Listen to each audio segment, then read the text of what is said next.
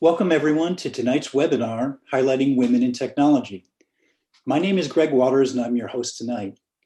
The organization sponsoring us today is a charitable education company called Microfacturing Institutes, which creates and delivers modern education and job training in Internet of Things and data sciences, all in about a year of effort. You can check out our program at www.microfacturingusa.org. And without further ado, we are honored to welcome Emily Chen tonight. Emily is both an R&D leader at Apple and also president of the Global Leadership Organization, a charitable organization that mentors people to become active leaders in their communities. She joined GLO in 2013, is currently their president, and has since taught the GLO program at numerous institutions, including Columbia, UC Berkeley, UCLA, UT Austin, and the National Taiwan University. She embraces the philosophy that service is a lifestyle and is passionate about teaching leadership skills that help people give back to the communities that they are part of. For our audience today, the session is being recorded and will be posted to our website within a few days. We have a large group online right now, and we'll try to work in as many questions as we can for Emily as we go. And you can post your questions via chat. Also, we'll issue e-certificates to attendees upon request, and you can request one by using the email address that will be posted in the chat room. So welcome and thanks very much for joining us, Emily. I know there's a lot of people on the call interested to hear about your career journey. And maybe for starters, you've created a great career in a very demanding business of consumer electronics. I'm a veteran of the smartphone industry myself, and it's a fun but very demanding place. And could you start by explaining a little bit about what you do and how you got there? Thanks for the warm introduction, Greg. And first of all, just want to thank Microfacturing Institutes, Matt here, who's the host working all the behind the scenes, and Greg here, who's our host, and also one of the lecturers of the organization, Rudy, who is actually my former director at a prior internship that I joined, who got me involved with this. So first of all, I just want to say a warm thanks. And yeah, to get started, good evening, everyone, or good morning, or good afternoon to wherever you're tuning in. It's a pleasure to be here online with all of you all. My name is Emily Chen, and a little bit about what I do. I'm currently an engineering manager at Apple, specifically in the camera hardware engineering group. And so if you think about all the camera hardware products in Apple products, the iPhone, iPad, MacBooks, it's this specific group. And a little bit about how I got here, Greg. I wanted to share a couple stories, if you don't mind me. My background in formal education, it's in engineering and specifically electrical engineering and computer science. So went to school at UC Berkeley, so go Bears. And I wanted to share a little story just of like how it all came about. And it starts from when I was young. And so simply put, and this is really a generalization, but as engineers, we build things, very simply put. And so for folks on the line, I actually want you all to think back to a profound moment when you were a child, whether that's elementary school or middle school, but a profound memory of where you built something. Maybe that was a cake for your mom, or a dress that you built for, that you sewed up. You know, as children, we also build things. You know, we build things with Play-Doh, with Lego, with paper for origami. Sometimes we build things where we build a dollhouse and we dress up our little characters. We do paper mache. And so as engineers, simply put, in my mind, we were engineers back then. But back then we called it creativity. And so for me, those two profound moments actually have two stories that I'd like to share to kind of shape up this conversation. And so in seventh grade, in Asia, I went to an international school. We called that year 8. There was a class called design technology where we had access to essentially like a woodworking shop where there were saws, electric cutters, recycled acrylic and wood that you could use.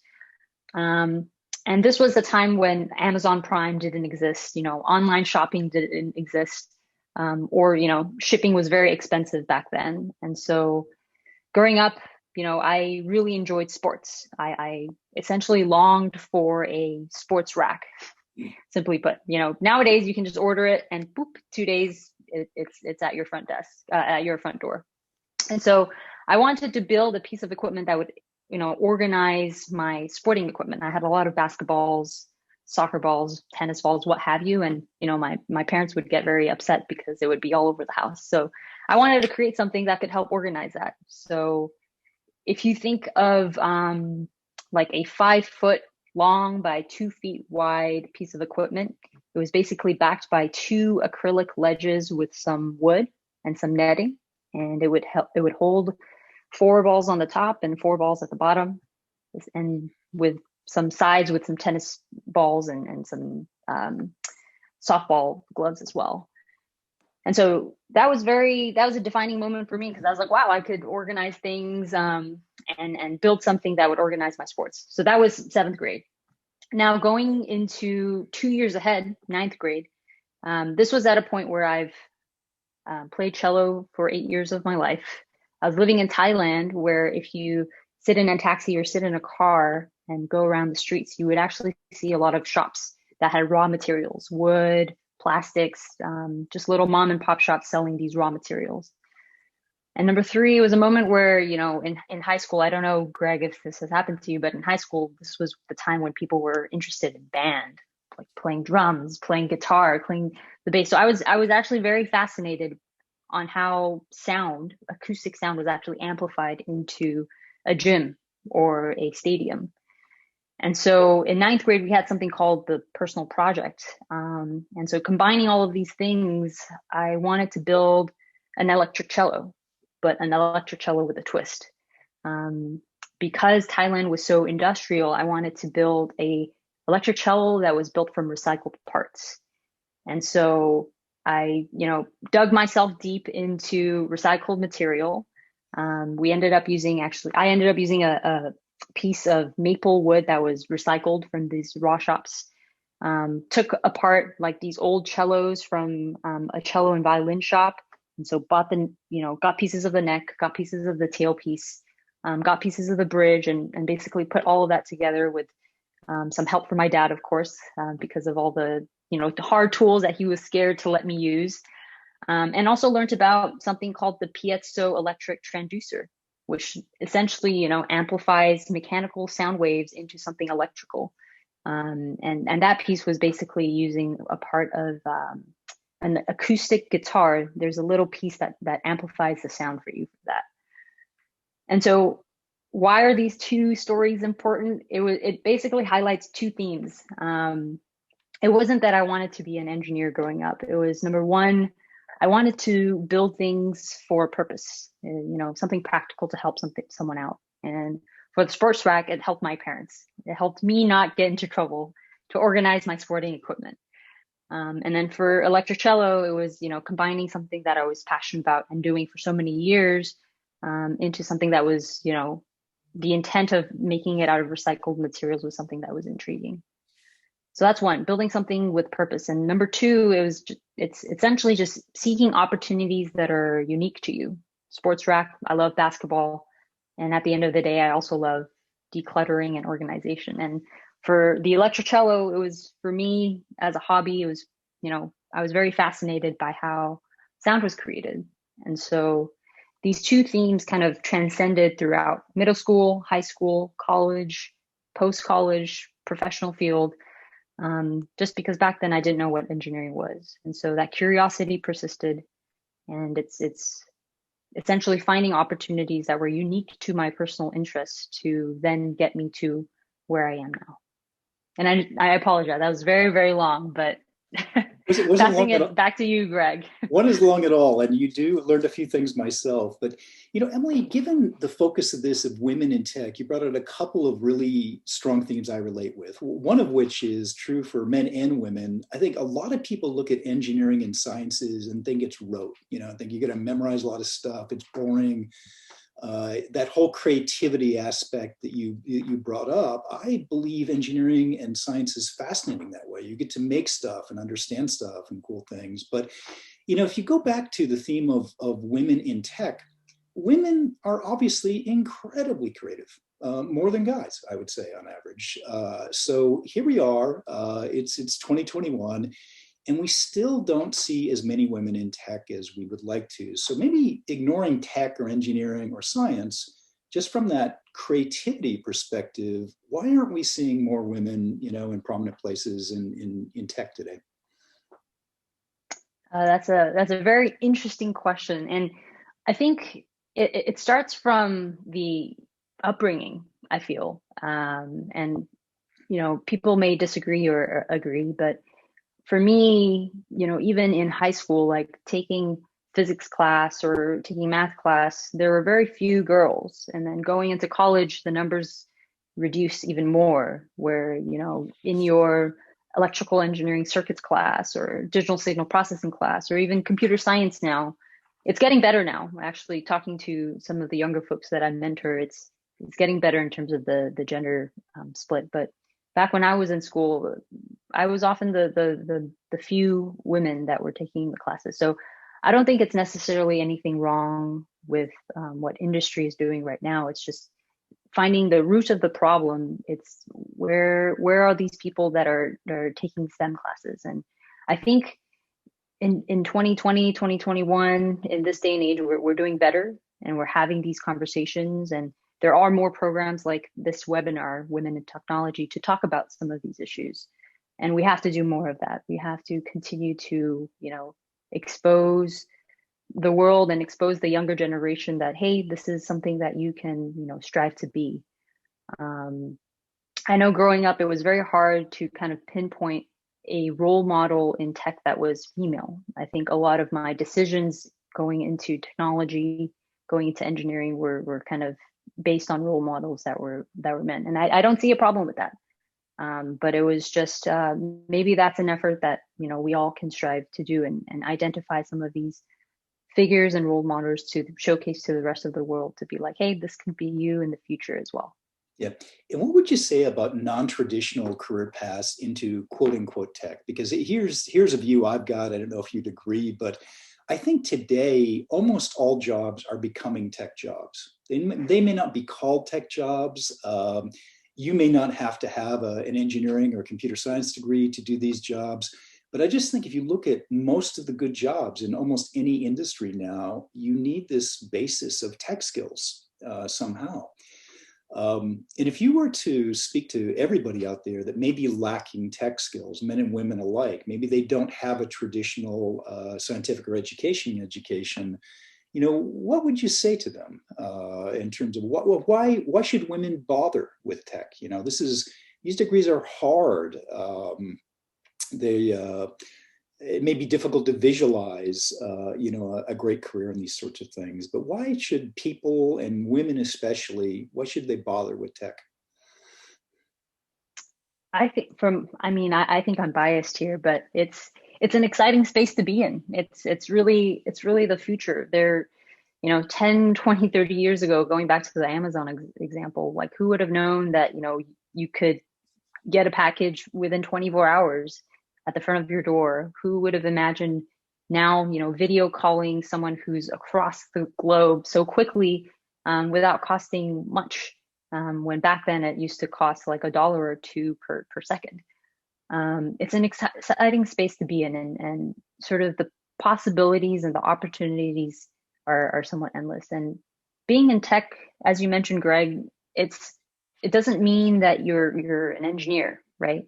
It's the tech industry is like any company. It calls for people in the finance sector, in the mathematics sector, in operations and sales. It's just the space and the problem space that you're working with may be called tech. So I would encourage folks to, explore this a little bit more. Silicon Valley, the tech bubble, it may seem intimidating at first, but there could be opportunities that suit your interests, suit your current professional academic skill set. Yeah, I personally am very encouraged. I think society is starting to get this, barely, right? But I think there are traditional and also there are routes into tech that are great. I think opportunity is limitless for women that go that traditional route. But I think there's a rapidly increasing non-traditional route into gaining tech skills. We're trying to apply a little bit of that in what we do at Microfacturing. One of my role models is the Dean of Computer Science at Northeastern University, Dr. Carla Broadley. And she has put together this really cool program called Align. And what Align does is it takes people with non-technical undergraduate degrees, so you need to have a 4-year degree, and bootstraps them into a master's in computer science in about 2 years. And it's wildly successful. It's highly diverse by every measure in terms of what you can do. And thus far, it's about 4 years in the making right now. The graduates are going on to do good things. So I am very excited to see the beginning of what I think is an emerging consciousness that you don't have to necessarily just take the traditional route, right, to get into the tech industry with some good tech skills. Yeah, and maybe this is a great opportunity actually for you to share with folks on the line what Microfacturing Institutes is trying to do as well. Because on a similar note, I think that's what you all are trying to do right now, right? Yeah, we're trying to be a part of it. We're not going to solve that problem, but we started as a group of tech volunteers. It was at a company called Integrated Device Technology, and we wanted to hire more and more of these people with tech skills, and they weren't necessarily the atom splitting tech skills. They're really high degrees, and we were struggling to find them. And that wasn't just true in Silicon Valley; it was true all over the place. So we eventually got frustrated with the curriculums that were out there, and we said, the hell with it, we're going to go make the program that we would hire from. And that's what our very talented volunteers and team has gone off and do. But it's that, but it's a lot more than that. And I guess right now, I think there's just a tremendous pent up demand, particularly for women, in terms of gaining tech skills and a lot of opportunities in a lot of different jobs. And speaking of jobs, you've navigated a great career, and I don't think you're at the top of your game yet. I'm sure the audience might like to hear not specific examples, but kind of in general, what things have you found that work for you in just approaching a career? You mentioned mentors and role models, but are there other things that you'd like to share with the audience that have really helped you get to where you are now and where I think you're going to be in a few years too? Yeah. On the note of mentors and people that you look up to and people who can help you through your career, not just career, but even when you're in school, navigate, classes to take and things like that. I think it's always very important to learn from those who have done it and who have gone through those experiences, to get a sense and to get some direction of where you want to go next, to use that for your own learning and to absorb that to what you want to get out of the experience. So role models and mentors are important because it can serve as a guiding point. I always say, sometimes it's great to feel like you're Wonder Woman or you're Superman, but these incredible superheroes don't achieve what they achieve by themselves. And it's usually through people along the way that they've met, people who support them in any way, emotionally or just through like mindsets and lessons, to really, realize someone's true potential and to show them the way and to let them not be afraid of the opportunity that they may take or may not take, to help them with their careers. So role models and mentors, very, very important. I have one in Glow, who's actually the founder and chairman of Glow, who is not in engineering, but has helped tremendously in terms of shaping who I am today and how I view the world and, the challenges that I take on for myself. So that's number one. And number two is also a mindset to kind of challenge yourself, in face of things that may be scary, in face of things that you fear, to understand that it is scary, but to use that as an opportunity to challenge yourself as well. And to try and challenge that to yourself, to try and overcome, so that, along the way, looking back, you can be proud of what you've accomplished. So very high level type of concepts, but it's sort of in the attitude and mindset of how you see different situations and how you see different opportunities. Very cool. And you've got a demanding day job already, and you're president of Global Leadership Organization. That's a big role, and it's a volunteer role. What attracted you to that, and what have you learned by stepping outside of your native industry and doing all these crazy leadership development things? Yeah. So as you mentioned earlier in this webinar, the Global Leadership Organization, or GLOW, it's a nonprofit organization, and we focus a lot on service-oriented leadership catered towards nonprofits and community groups. But it's also very applicable and translatable to your profession. So yeah, I've been involved since 2013, 7 to 8 years, and I'm currently running the organization as president. And what drew me to the organization is the people that it attracted, and the type of life lessons that it was trying to teach in this community, where a lot of the skills and the leadership techniques that we learn is catered towards a selfless deed, a selfless duty, and to understand that your career may not be everything that you may want to live a fulfilling life. There are others in this world that need help, others less fortunate, and putting yourself in that mindset to want to do more in life.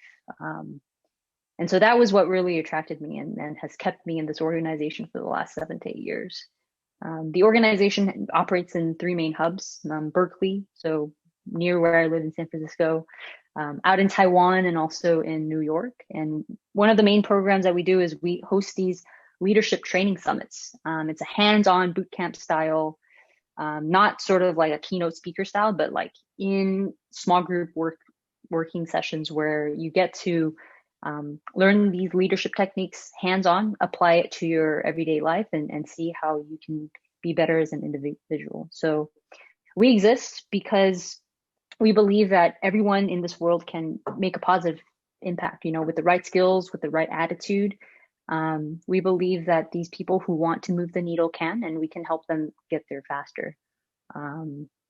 And we actually have a program coming up towards the end of spring, early summer. So if any of you all are interested in what we do, you can visit the website, a small little plug, gloleadership.org, to check us out. But the lessons, the community, the friendships, the relationships built, a lot of it has transitioned and translated into my professional field. And I'm very grateful for the community that I essentially meet on a regular basis, on a weekly basis over the weekends. It's a great credit to you. It's a cool organization. I know it's must take some time too. So I've got one more question for you, and then Matt, we'll go and tee up a couple of questions. There's a lot of questions in the chat room right now. I see a few Berkeley fans, quite a few Bear fans tonight on this. But Emily, here's another question for you and I like to ask this a lot. You've had a great career and you've got a lot more ahead of you. I mean, if you could go back in time, what advice would you give yourself, 10 years ago or whatever? What advice would you have for younger Emily? That's a very good question. Rewinding back in time. I think similar to what I just mentioned, I think number one, don't feel like you have to tackle all the challenges and all the problems that you have by yourself. Going back to the whole mentors situation, like find mentors and community members who believe in your cause, who believe in you, and use the strength in numbers to kind of tackle what you're interested in. A simple example is, I know there's been a lot of beach cleanups lately. If you're interested about water pollution and plastic waste, going to the beach yourself and cleaning up the beach won't be as effective. Find people who are just as passionate as you and bring those people together to do it together. So really it's in the strength in numbers. Yeah. The second thing is related to a snowball effect, where if you're going on a journey and if you're going down a really good path, bring the people with you and continue to lift those around you up, because hopefully that creates a snowball effect with everyone else who you're bringing along this journey. They feel a need or an obligation to do the same, and they will continue to do that. It's as if you're taking your little brother, your little sister to an ice cream shop because you just found out about it and it's amazing, hoping that, they will share the news of this ice cream shop with, their friends and family, things like that. And then number 3, I think this one still resonates with me, and it's still something that I continue to work on. It's don't be afraid to speak up when it's, for a good cause and it's for the right reasons.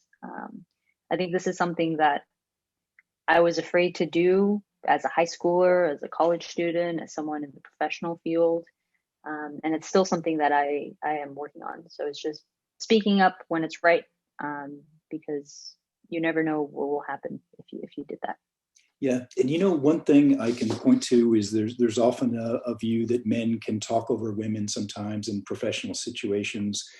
And one of the things I've noted about the women that I work with, the very successful ones, they really just don't allow that, right? And it's not so much as in your face, it's just very assertive, right? They just don't allow that to happen. And I think, the reason why this stuck in my mind is, I would hope I'm kind of on the better side of that equation most of the time.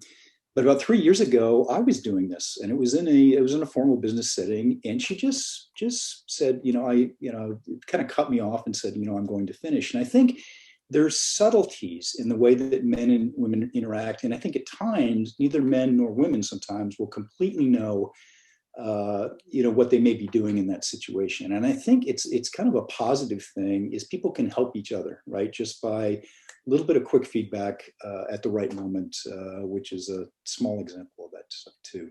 Okay, Matt, I think you're up. Why don't you, we've got a few questions. Thanks we've got a lot of people in the line tonight, which is great. Why don't you pick a question or two for Emily? Okay, the first one is from Mercedes. Has being a woman caused you challenges in your line of work?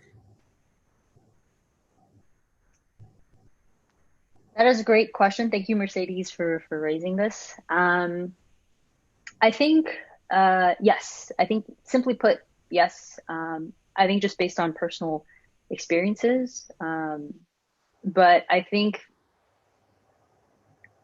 how you handle that situation is also another part. So simply put, yes, and I think a lot of women in tech also experience this, but it's also a learning process of how to navigate those challenges at work. I think sometimes you enter the workforce and you find yourself being the only one or the few that are, a female in tech. And sometimes that can be discouraging. Sometimes that can be intimidating. And I just had to learn how to navigate those situations in terms of interaction, similar to what Greg had just shared in his story.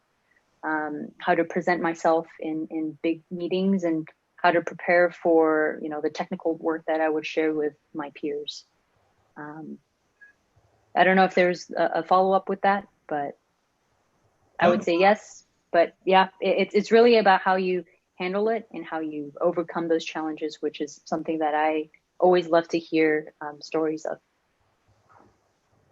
Okay, the next one is from Weston.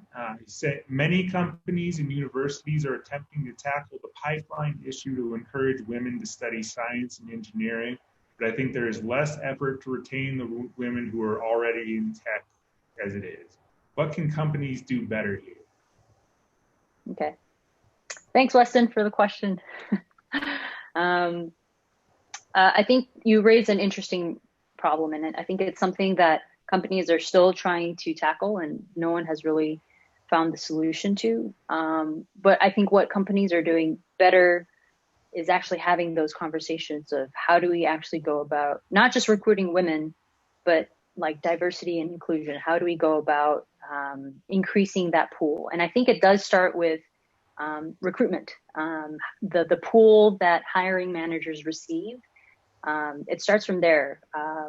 And where do we get this pool? It is an active effort from companies to go out and search for these pools of candidates that are diverse in, gender, background, schools, race, whatever category it is, to start with a pool that is diverse so that people have choices to select from.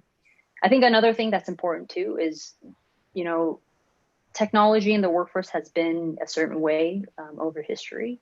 And I think training managers, training teams, training organizations about the shift and increasing that awareness, and potentially revisiting internally how companies potentially might recruit, potentially might interview, the questions that we may ask, revisiting all of that, because we are in a time where things are changing and the world is demanding for more diversity. And speaking to that, one really sounds so inane, on this, but if you look at the job descriptions in most companies, more often than not, they're written by men. And one of the really simple things to do is to make sure that at least most of them, right, are actually written by women, or at least they're involved in that actual process. And it changes the wording a little bit. It doesn't change the job description a lot, but it does change the way that I think it's brought forward. So there's a lot to do. Question I've got for you is this, is if I ask myself the same question, if I could back myself up 10 years ago, that I just asked you, what would I do different? And, in terms of the way that I would have approached, if I could do it over again, the recruitment and the positioning of women in organizations that I ran or was part of, I would have been a lot more creative with how I hired and the types of people that I hired. Because I put a ton of energy into this. I feel strongly about the topic. I did then and I do now. But I was looking for a certain type of a degree, a certain type of background, and there's just not a ton of diversity once you narrow it into that type spec. Now, I really thought that today we would not be having this discussion. 10 years ago, I thought the opportunities are so great. Women are going to come into tech disciplines more than they did in the past. This is going to be largely solved in half a generation or something like that. And it is better. It's just not nearly good enough. And, I take that as somewhat of a failing grade. And if I had the chance to do it all over again, I would have recruited a lot more women and diverse people and been less hung up about their specific educational credentials and where they came from. And I think this is something society is working through right now. And I don't think it's not a silver bullet. But if I'd gone back, it's one thing I would have done differently. And there is something of strength in numbers. Now, one question that came up is, once you've got, for women or any group within a corporation or a company, the concept of an employee resource group or an ERG on that. Now, do you have familiarity with those, or do you have any comments about the effectiveness of those? They help a lot, a little. Have you participated in this sort of thing before? Yeah, no, they help a lot. They create a sense of community, and I think they also address a lot of the questions, and issues around those communities. And so there are a lot of, tech companies that do have these ERGs for, women. I think Society of Women Engineers, SWE, is a big one that, covers the board across college campuses as well as corporations and industry. And I think what they're doing in terms of trying to address problems and, lifting women up to provide some advice of, keep going, persevere, be determined, have grit, have resilience, build, exercise your presentation skills, exercise your presence. I think what they're doing is really great. And it is effective. Simply put, I think they are doing the right thing, and we need more of those things. Cool. Very cool. Matt, if you got one more, we'll go to one more, and we'll turn to you, Emily, pretty soon for closing comments. Sure. This one is from Andrea. She said, what advice would you give to women entering the tech field? Thanks, Andrea, for your question. I would say some of the initial challenges that one may face is the confidence, right? I think there's also a common topic of imposter syndrome that folks often talk about when you're entering the workforce. And one of the things that I say to address those things is to be conscious and be proactive in setting up what success means to you, and create little wins for yourself that you can build upon. Because, for example, if you run a very great meeting and have, great feedback, that lifts you to do more, right? And so you kind of build on top of the little wins, and exercise those small muscles so that, when does become a nerve-wracking situation, it feels familiar. And this is something that may not feel obvious and is not directly related to technology, but more so on just like your how you handle these types of situations that are potentially stressful and cause anxiety and whatnot. It's to help you prepare for those situations. Because in the tech space, entering the field, you do overcome a lot of this anxiety and a lot of the stress, and you do put a lot of pressure on yourself. So it's how can you be smart about overcoming that and training your mind, training your memory, training your little muscles to overcome that. So let's keep going on that, because that's a great topic. Because, you know, my view of the technology industry is it's immensely exciting. I think it's the coolest industry. It is not for the faint of heart. It is super stressful. It is very fast paced. You know, no matter who you are or how smart you are, you're constantly getting presented with things you don't exactly know how to do. And, you know, that's exciting most of the time. It's terrifying some of the times. And we all get behind the eight ball sometimes of being in these really difficult situations that we have to work our way out of. So, you know, have you got any, you know, specific advice for people when you get into those tough situations? You know, you're stuck or you're in trouble from a work perspective. You feel like your colleagues are passing you by or running circles around you. I mean, how did you cope with those? And, you know, what would your advice to people being, mainly from the perspective of taking the intimidation factor out of tech a little bit? Yeah, that is a great question, and I've been in many of those situations before. um, so I'm not unfamiliar to those types of situations. I think there are a couple things. For me, in those situations, it's hard when you're in those stressful situations to kind of take a step back and to think about those types of bigger picture type of things. It's like, in the grand scheme of things, where are you along this journey? Is this just a road in the bump that you can kind of get through? And looking back, with this little challenge or little obstacle been worthwhile and been worth your time? And so I think there's a few themes there where, in any sort of obstacle, in any sort of stressful situation, yes, it may mean that you pull all-nighters. Yes, it may mean you're putting fires left to right. But for me, I see those as growth opportunities. And, you know, sometimes you do need a little bit of stress to realize your full potential. And maybe you might have learned something about yourself and also learn something about project, and also build potential strong relationships that, you know, you went through those battles with, in terms of solving a technical and very tough engineering problem. And so having that kind of perspective of seeing, okay, this is challenging, this is tough, but we will get out of it at the end of the day. We will do what's best for, you know, the company, for this group, for the product, and seeing it as a learning opportunity. I think that, you know, helps you get through that moment in time where it is stressful, because you will come out bolder, you will come out bigger, you will come out learning something new. Yeah, and I think it caters to some of the natural strengths of women, right? Women are great problem solvers in general, I think. And, you know, once you get through we all get through the first, half a dozen situations like that, it does increase our confidence more broadly, doesn't it? It's, do it. So as we start to wind down here, let me ask you a little bit. We've talked about the past, some of the things that's worked for you, and some of the things that have inspired you in your own career, mainly the present.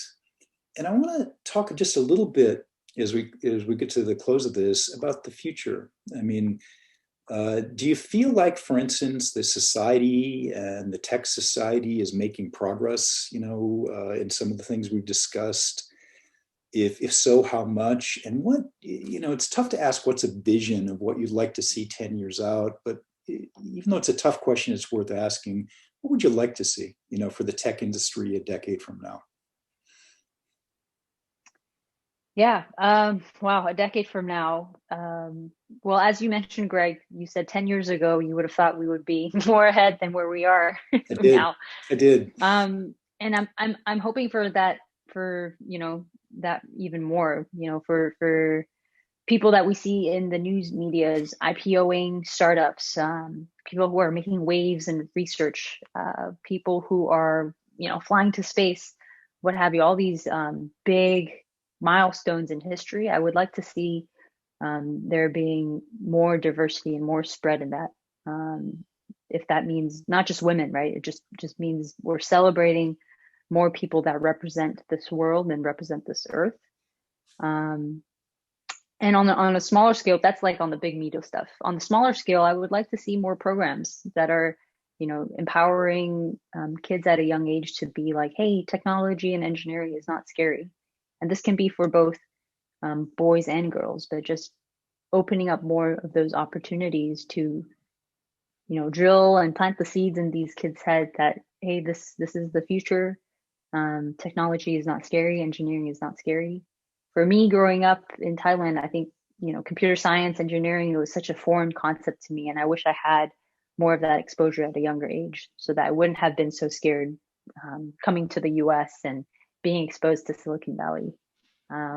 So, planting the seeds when they're young, very similar to how we teach kids, languages, send them to, sporting camps to understand, the benefits of being in a team and things like that. Just exposing the kids at a younger age so that it seems more familiar when they're going through curriculum and school and academia. Yeah, we may be biased, but I think the world will be a better place with more musicians and more engineers. So bring them on. Well, listen, Emily, thank you so much for taking the time out of your super busy schedule, getting ready for something like this, sharing some of your experience. And obviously you've got a lot more, but I'm sure the audience appreciates it. We certainly do appreciate it. And listening to people like yourself, I feel a wave of optimism. I don't know where we're going to be in 10 years either, but I have a sense it's going to be better. And it feels like some of these positive things are really starting to take root and run. And I think it's, beholden to all of us to make sure that they do. But I do want to give you the last word at this tonight. So any, parting shots or final thoughts for the audience tonight? Yeah, I just want to say thank you to Greg and Matt for this wonderful opportunity. And thank you everyone for joining wherever you are in this world. It really means a lot to listen in on this conversation. And, it's the first of many. This is the second Women in Technology webinar that Microfacturing Institutes is hosting, and there's more to come. And I'm very excited to see all the other, women leaders in tech that you all will bring on, just to hear more perspective and hear their stories. I think my parting words for all of you all is, during this time, during the pandemic, it's very tough, but it's an opportunity for us to reflect upon ourselves and reflect upon where we are in life.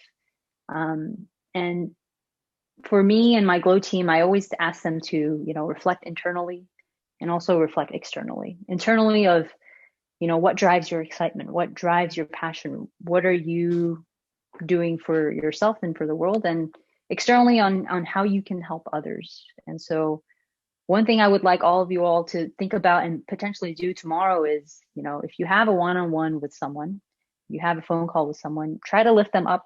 If you see someone who's struggling a little bit or, who needs a little bit of help, lend a helping hand where you can, because I think we can use a little bit more of that around the world. So I'll end with that, Greg. Ladies and gentlemen, Emily Chen. Thank you, Emily. See you all next time. Thank you.